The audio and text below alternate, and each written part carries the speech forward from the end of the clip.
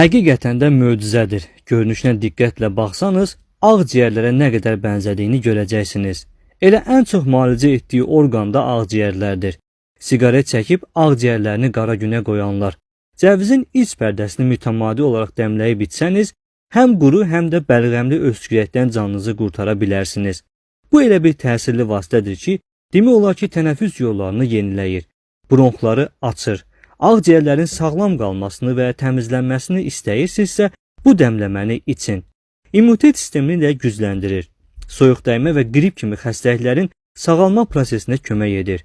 Asma xəstələri də istifadə edə bilərlər. Yaxşı bəlğəm gətirici olduğu üçün öskürəyin sağalmasında təsirli çaydır.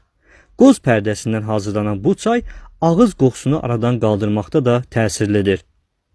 Əldə edilməsi asan olan cəviz pərdəsini uzun müddət saxlamaq da olur.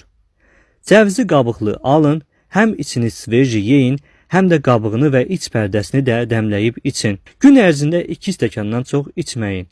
İçəndə də yeməkdən ən azı 30 dəqiqə əvvəl ac qarnına için. Mədəsində yarası olanlar, ürək problemi olanlar, hamilə və süd verən analar, bitki çaylarına qarşı allergiyası olanlar içməsinlər. Sağlamlığınıza önəm verirsinizsə və təbii qidalanmaq istəyirsinizsə, kanalımdakı digər faydalı videolarda baxın.